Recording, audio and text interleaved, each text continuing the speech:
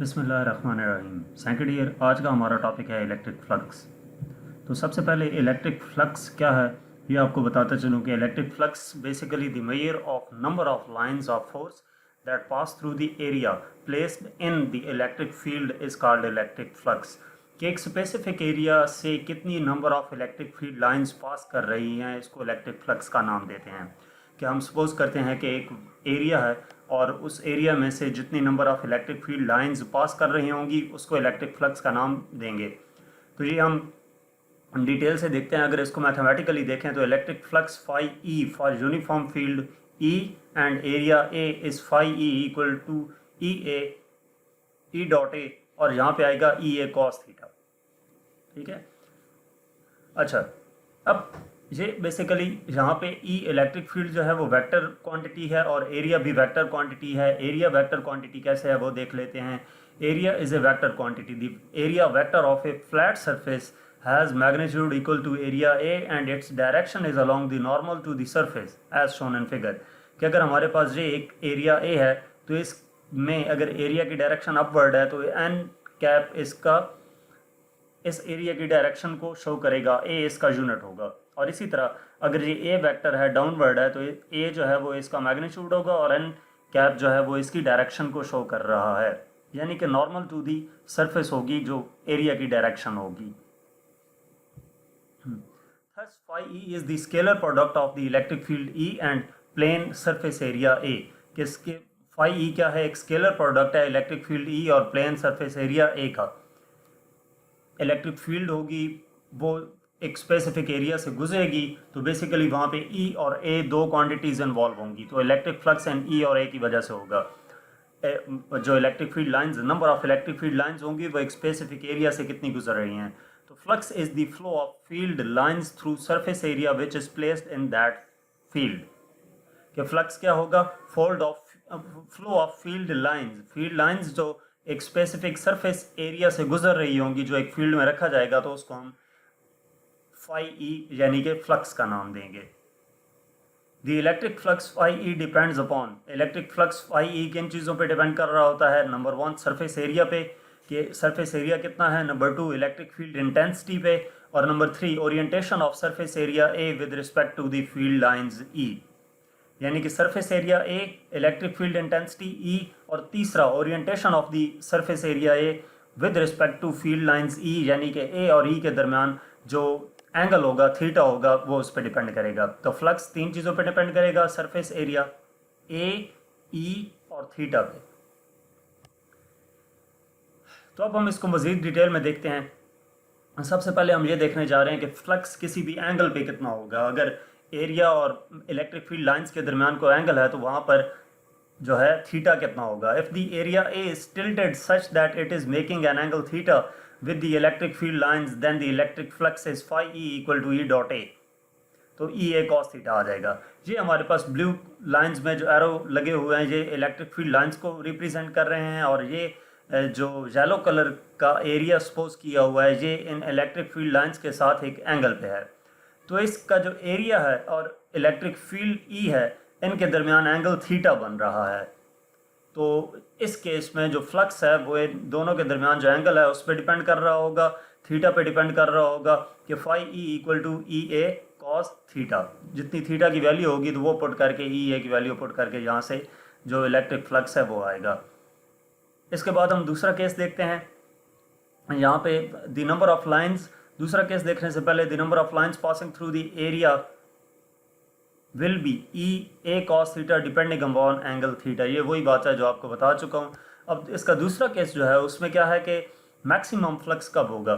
तो if the surface is placed perpendicular to the electric field such that surface area A is parallel to electric field E then maximum electric lines will pass through the surface।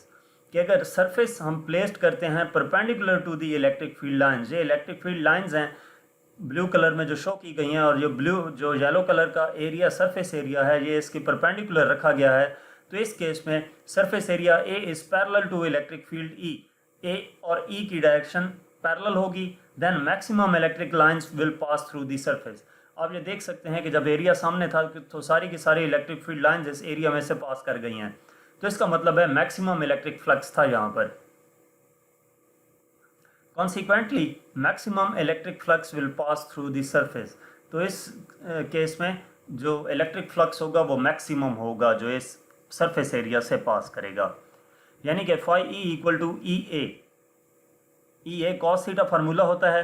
अब यहाँ पे जो angle है ए और ई के दरमियान वो zero है, दोनों पैरेलल हैं, तो ई ए कॉस जीरो ये इक्वल आ जाता है ई ए के। Therefore large number of lines passes through the area, कि यानी कि जो सरफेस एरिया है वो जब इन फील्ड लाइंस के परपेंडिकुलर होगा तो उस वक्त मैक्सिमम इलेक्ट्रिक फ्लक्स होगा। इसके बाद जो तीसरा केस है कि जीरो इलेक्ट्रिक फ्लक्स या मिनिमम फ्लक्स कब होगा, तो if the surface is placed parallel to the electric field such that surface area A is normal to electric field ई।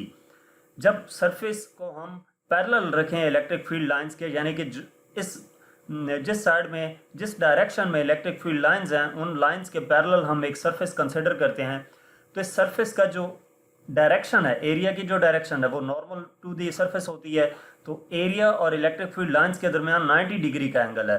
तो इस केस में क्या होगा, no electric field lines will pass through this surface. इस surface से कोई भी electric field lines पास नहीं हो रही, सारी इस सरफेस के ऊपर से गुजर जाती हैं। Consequently no electric flux will pass through the surface. तो इस केस में इलेक्ट्रिक फ्लक्स पास नहीं करेगा। क्यों नहीं करेगा, कि हम मैथमेटिकली भी अगर देखें तो फाई ई इक्वल आ जाता है ई ए कॉस थीटा के, जहाँ पे एंगल 90 डिग्री है, ई और ए के दरमियान जो एंगल है वो 90 डिग्री है, ई ए कॉस 90, तो कॉस 90 जीरो के इक्वल होता है, तो यहाँ पर इलेक्ट्रिक फ्लक्स जीरो आ जाएगा। इसके बाद जो नेक्स्ट केस है वो है electric flux through close surface, कि अगर हमारे पास क्लोज सरफेस मौजूद हो तो वहाँ से हम इलेक्ट्रिक फ्लक्स कैसे फाइंड करेंगे। If the case is such that either field is non uniform और द सरफेस इज कर्व्ड, जैसे ये हमारे पास डायग्राम में दिखाई गई है कि ये कर्व्ड सरफेस है, then we divide the surface into very small patches of area delta A called differential area and assume that these are approximately flat and they are so small that electric field E is almost uniform over it। कि हम उस surface area को क्या करेंगे, वो जो हमारे पास curve surface है उसको स्मॉल पैचेस में कन्वर्ट कर देंगे। जिस तरह ये आपको डायग्राम में नज़र भी आ रहा है कि ये जो कर्व सरफेस थी इसको स्मॉल पैचेस में कन्वर्ट कर दिया गया है, और इस हद तक किया गया कि जो एक स्मॉल पैच है उसका जो एरिया है उसको डेल्टा ए से डिनोट किया, और हम एज्यूम करते हैं कि जहाँ पर जो इलेक्ट्रिक फील्ड लाइंस हैं जो ई है वो ऑलमोस्ट यूनिफॉर्म है इसके ऊपर। For one of the small patches of area the electric flux is defined as phi E equal to E dot delta A. तो यहाँ पर जो इस एक पैच के लिए फाई ई होगी वो ई डॉट डेल्टा ए की इक्वल होगी।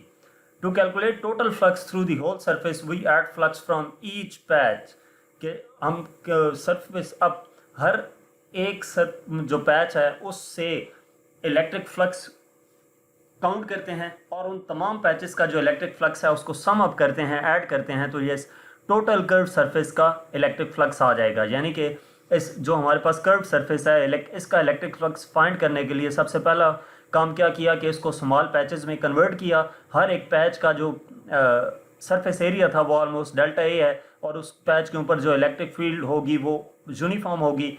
तो हम हर एक पैच का इंडिविजुअली इलेक्ट्रिक फ्लक्स फाइंड करने के बाद जो उन इलेक्ट्रिक फ्लक्स को ऐड अप करेंगे तो हमारे पास टोटल इलेक्ट्रिक फ्लक्स आ जाएगा phi E equal to summation E dot delta A. तो यहाँ तक हमारा आज का लेक्चर था। नेक्स्ट कोई भी टॉपिक देखने के लिए या एक्सरसाइज का कोई भी क्वेश्चन न्यूमेरिकल देखने के लिए आप मेरा यूट्यूब चैनल विजिट कर सकते हैं। Thank you.